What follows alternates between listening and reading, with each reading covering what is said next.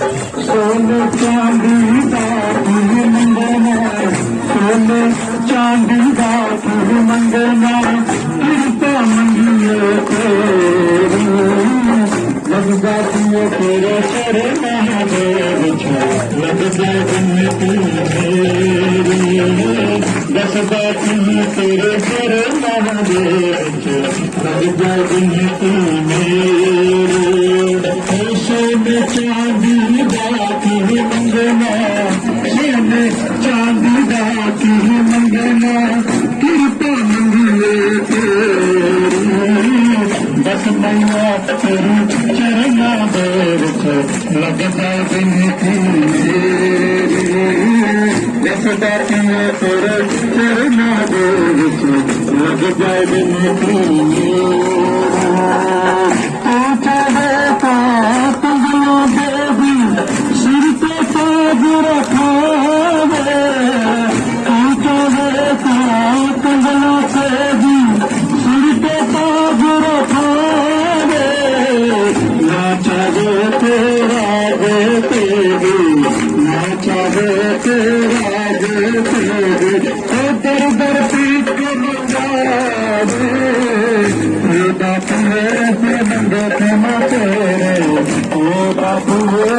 बंदे ते तेरे बम बम खड़े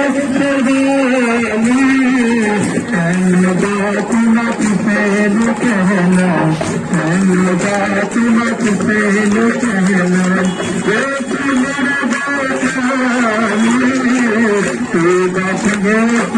बंदे तेरे।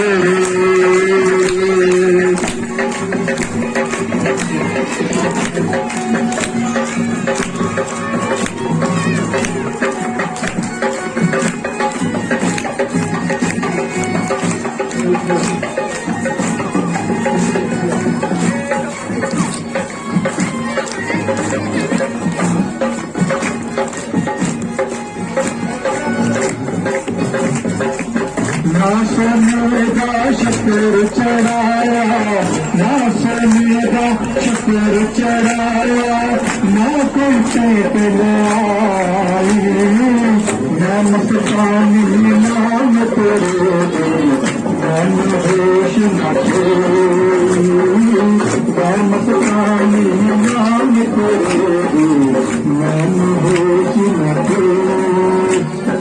हाथों से नाम करे दे, मन होश न छोड़ी, नाम करे दे, मन होश न छोड़ी। माता पीता बख्शनारी फर्ज तेरा दर तेरे, माता पीता बख्शनारी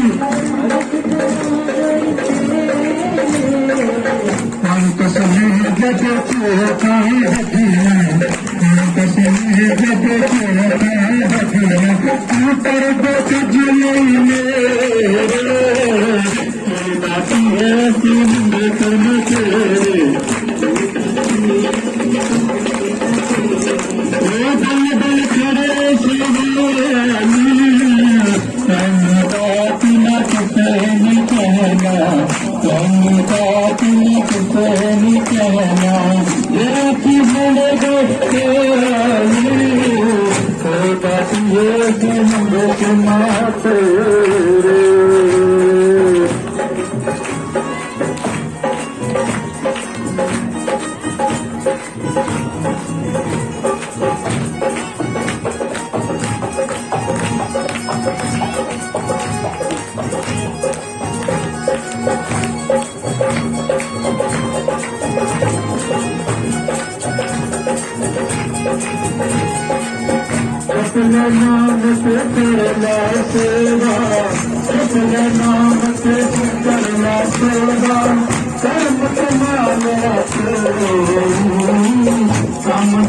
परवासन जिंदो आज मोरी चलो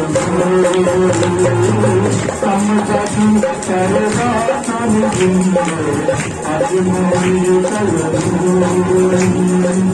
जपने नाम से करना सेवा जपने नाम से करना सेवा कर्म कमाना हम जाति सर्वासन जिंदो आज मोरी चलो हम जाति सर्वासन जिंदो आज मोरी चलो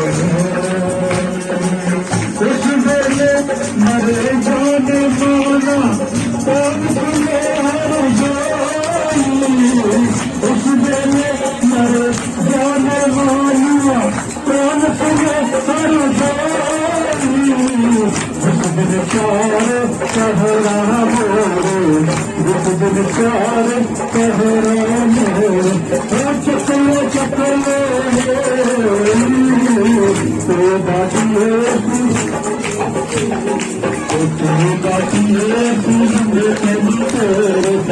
बल बल खड़े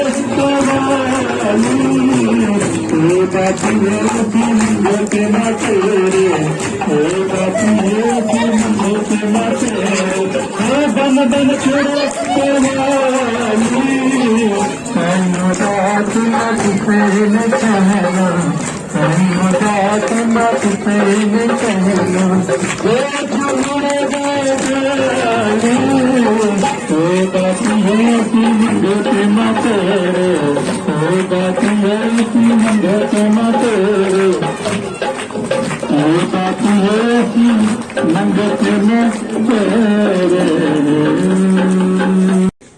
जब तक आपके अंदर में दोष है, मल, विक्षेप और आवरण के, तब तक आप परमात्मा की कृपा नहीं जान पाओगे। ना उसकी स्मृति में आने में आपको मन करेगा। मन की चार अवस्थाएं। पहली अवस्था है विक्षिप्त अवस्था, मूल अवस्था दो, और तीसरी अवस्था है क्षिप्त अवस्था, चौथी अवस्था है मन एकाग्रता, और पांचवी अवस्था है आपकी जो मन की मृत अवस्था। जब मन मृत अवस्था में हो जाता है तो उसको परमात्मा की भक्ति में आनंद आता है, परमात्मा की तरफ चलेगा। बाकी चार अवस्थाएं हैं जो तो मन संसार में भटकता है और शरीर को रोकी करता है। शरीर को रोकी करने के लिए एक जप बहुत जरूरी है। जप आपके शरीर को, अंतःकरण को शुद्ध करता है। अंतःकरण शुद्ध करने के लिए अनेक उपाय है। तीर्थ है, जप है, ध्यान है, नवता भक्ति जैसे बिलिनी को मिली थी, उसमें से एक भी भक्ति आपके पास आ जाए तो आप सकते हैं। जब अंतःकरण शुद्ध हो जाएगा तो जो संसार का आनंद है तो छूट जाएगा और भक्ति का आनंद आपको मिलेगा। और उससे पहले आपने परमात्मा है, आत्मा भी है, और जो व्यक्ति है बोलता है नहीं और उसने जानना नहीं है तभी है नहीं, पर है जी, क्योंकि मन वृत्ति से पार है। अगर जिस चीज का आपको अनुभव नहीं होता है तो ये इसका मतलब ये नहीं है कि नहीं है, मगर है वो संसार का नियंता है, वो इस संसार का अभियंता है और जुगु जुगु का सच है। वो आज सच है, वो आपकी आत्मा है। ये सत्संग आत्म ज्ञान से प्रकाशित होता है तो आपके तरह तरह की बीमारी का इलाज होता है। आत्मज्ञानी जहाँ समाज में अपनी चेतना के मदद से दूसरों का भलाई करता है, चेतना की मदद से समाज को बदली करने का वो एक निष्ठा रखता है, वो परमात्मा की कृपा बरसती है। वो जो चेतना की मदद से ध्यान से वो समाज का परिवर्तन करता है। अपने शरीर का अपने परिवर्तन तो किया है, आत्मा अपरिवर्तनशील है। ये बदलती नहीं है, ये आज सच है, जुग जुग का सच है, एक समान है। और ये प्रकाश रूप आपके भीतर में रो में विराजमान है। इसको जानने बेकार हम जब चलो जाएंगे इधर से, दोबारा हमारा जन्म होगा, अब कम खत्म नहीं होगा। उसी के लिए सत्संग है, उसी बोलते हैं सत्संग में सत्य का ज्ञान, उसका संग करना। जब तक सत्य का ज्ञान नहीं है उसको संग करोगे तो वो संसार का संग हो गया, वो सत्य का संग नहीं हुआ। सत्संग में ये चीजें बोल दूंगी कि आपको जब से आपका अंतःकरण शुद्ध होगा, सोच आपकी, विचार आपके चेंज होंगे। विचार से क्या होता है कि आपके द्वारा गलत कर्म हो जाते हैं। अगर आप विचार करोगे जैसे पहले कर्म किया है आपको, उसके द्वारा उस कर्म के से आपके भीतर जो उसकी स्फुरने आती है चित्त में, चित्त मन बुद्धि अहंकार के अंधकार के चार तत्व में। तो चित्त जो है शुद्ध करने के लिए सत्संग में आना है लगातार, तो सत्संग और पाठ करना है। तो सत्संग तत्व ज्ञानी समाज में क्यों करते हैं कि समाज का सुधार होए, क्योंकि समाज का सुधार ज्ञान से होता है, ऐसे नहीं होगा, बातों से नहीं होगा, विवाद से नहीं होगा। बातों विवाद से समाज में उग्र फैलता है। मगर ज्ञान इतना पवित्र है जो गीता में कहा है, ना ही ज्ञाने दुष्टम विविध में विदते तत्व योग्यता कालनाथ व्यक्ति।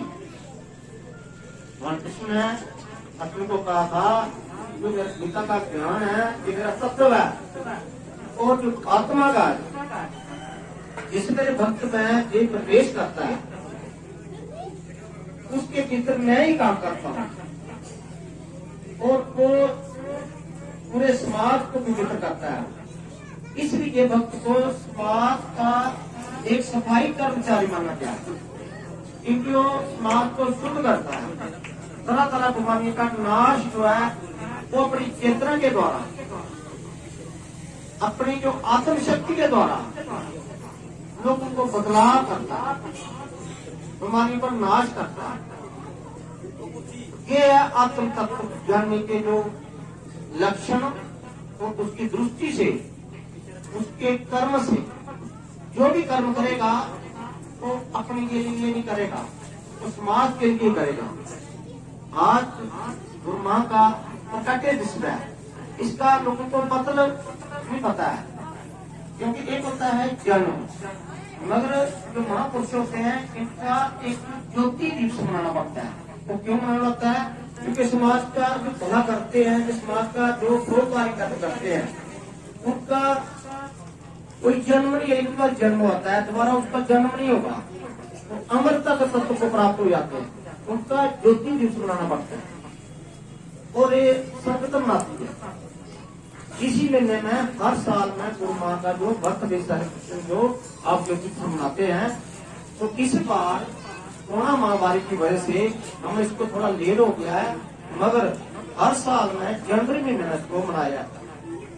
और जरूरी क्यों है कि ये समाज का जो असर पड़ता है इस पर, नकारात्मक शक्तियों का नाश होता है, सकारात्मक ऊर्जा आती है महापुरुषों के द्वारा, और जहाँ प्रैक्टिस होता है प्रकाश उसके भीतर से आवा मंडल मिलता है, और वो तरह तरह की बीमारी का नाश करता है। और आप लोगों की जो ये होना चाहिए श्रद्धा, और मैं देखा ऐसा तक नहीं है लोगों को।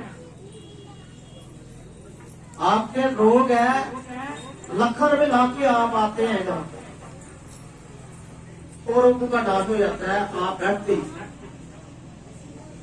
आपने प्रत्यक्ष स्थिति से ना परमात्मा का भक्त का होना है, भक्त को उस परमात्मा तत्व को जान चुका है, उसका मनाना है आप।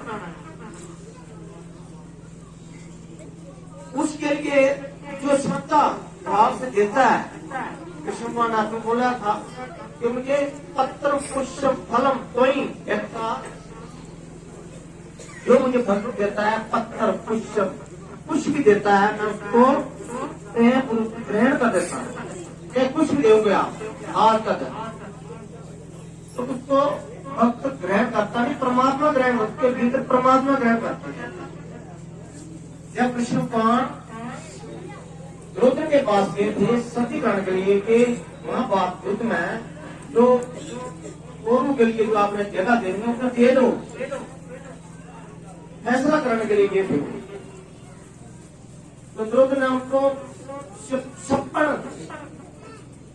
भोग खाने के लिए बोला था कि मेरे अब कृष्ण भगवान आ रहे हैं, मैं छप्पन को लगाऊंगा। और उन्होंने अतिथि समझा था, भगवान नहीं समझा था हमको। प्रेम नहीं था, स्वार्थ था। स्वार्थ और पारमार्थ में अंतर है। भक्त जो भी काम करता है अपने के लिए नहीं करता है, समाज के लिए करता है। और आपको पता है जैसा संग समाज के लिए है, कुछ भी जहां प्रयोजन होता है व्यक्तिगत के लिए नहीं है, ना हमें जरूरत है इसकी। क्योंकि राग खत्म हो जाता है तभी वो वैरागी बनकर अनुराग परमात्मा में उसका चित्त लगता है, तभी भक्त बनता है। तभी लोगों का उद्धार करने की योग्यता आती है उसमें अपनी चेतन शक्ति के द्वारा। आप लोग शासन सुनते हैं, अब ज्ञान नहीं है, क्यों वहां तक आपकी बुद्धि पहुंची नहीं है। ये बारी पर आप जाकर कथा नहीं है, अथा रोग है लोगों के। ऐसे रोग हैं कि आगे मौत है, और अगर मौत नहीं उससे पहले शरीर का नाश है, धन का नाश है, धन का नाश करके भी मृत्यु हो जाएगी। ऐसे रोग हैं समाज में, देखा। इसलिए ये महामारियों का नाश भी किसी सत्संग में होगा। महामारी तो आएगी, आगे भी बहुत आएंगी, मगर आप पाठ करोगे तो महामारियों का नाश हो जाएगा। मगर इसको वैज्ञानिक बुद्धि वाले लोग बुरी मानते हैं, सरकार बुरी मानेगी इसको। इसलिए आपने जो भी सरकार के दिशा निर्देश है उसका पालन करना है, वो सत्संग भी सुनना है। सभी कार्य करते हुए अपनी भी आपने संभाल करनी है, कैसे समाज में रहना है, खान पीन कैसे करना है, कैसे शुद्धता से रहना है। क्योंकि शासन की शुद्धता पर निर्धारित है। जिसकी भावना अशुद्ध है तो गंदी की जगह जाएगा, पानी गंदी खाएगा। क्योंकि भावना पर निर्धारित है, जिसकी भावना अच्छी है वो जल्दी ठीक हो जाता है। तो रुद्र भगवान ने समझा था, बोला शुद्धि कराने के लिए आए हैं, तो एक नीति है जो उनको भोग प्राप्त करा देते हैं। और भगवान ने उसको स्वीकार नहीं किया था, कारण सेवा और भक्ति नहीं थी, तो ना प्रेम था, तीनों नहीं थे उसमें। उसने बोला तेरे में तीनों नहीं है, मैं तेरे हाथ का भोग नहीं करूंगा। तो सभी कार्य जाने का मारा जाएगा, क्योंकि आज का यह प्रभु का असली मकसद क्या होता है? अधर्म का नाश करना। और भक्तों का भी असली मकसद क्या होता है? अधर्म का नाश करना। भक्त के भीतर ही प्रभु अधर्म का नाश करते हैं। रजोगुण पुरुष का भाग है वो अधर्मी है, वो रावण है। वो घर का हजारों रावण क्यों हो गए, एक नहीं कई रावण हो गए। रावण भगवान को नहीं समझता था। ऐसे कुछ लोग भक्त को नहीं समझते कि भक्त की क्या चेतन शक्ति क्या है इसकी, वो अपने बराबर समझ जाते हैं। आप दोगे 10 गुना लोगे, भगवान स्वीकार करेंगे तो, भक्त स्वीकार करेगा तो आपके पुण्य, आप बड़े भाग्यशाली हैं। तो तत्व के भक्त को आप दिया हुआ तो स्वीकार कर ले। तो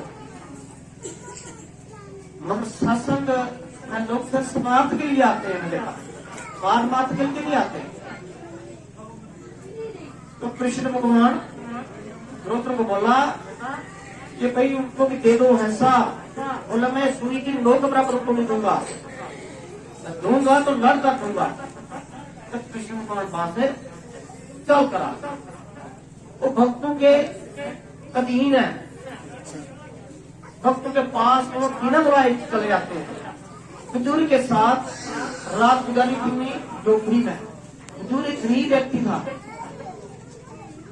और माँ बाप में कथा बोलती है कि 4 व्यक्ति को ही तत्व ज्ञान प्राप्त हुआ था, हुजूर को और माता कुंती, संजय को और भीष्म को।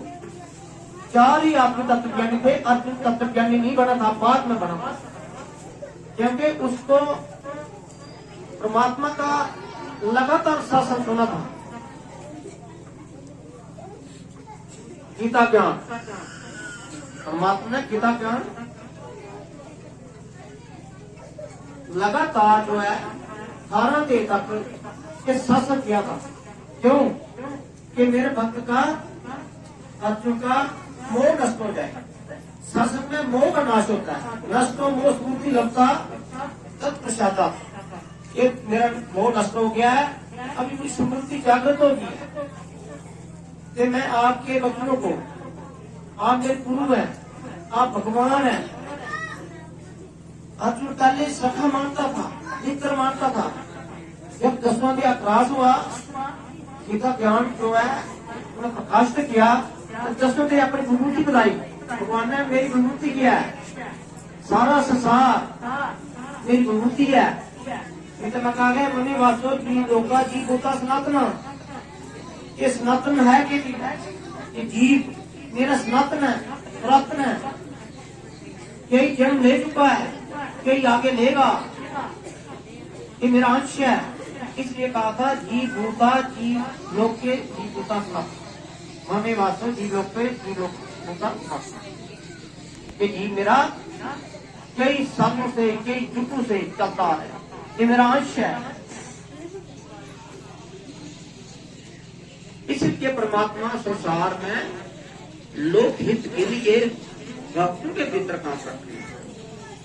और भक्त को नहीं लोग समझने लगे, फिर भगवान ने अवतार लेना पड़ता है।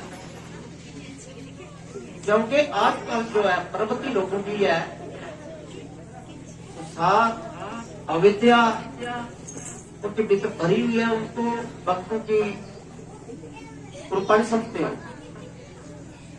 वो द्रुत ने सारे द्रुत ने परमात्मा को नहीं समझा था। फिर परमात्मा विदुर के पास चले गए।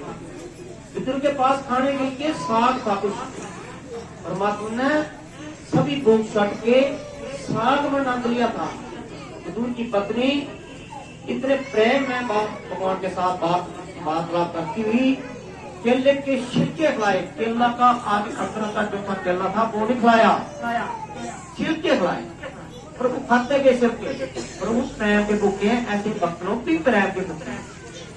जितना जो भक्तों के साथ प्रेम करोगे, इतना आपका दुख जल्दी ठीक होगा।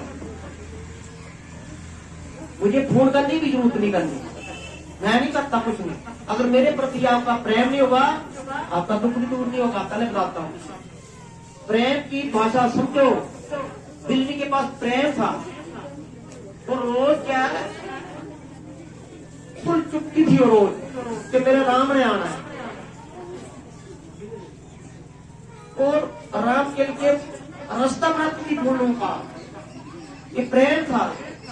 आजकल कहाँ प्रेम है लोगों का भक्तों के प्रति?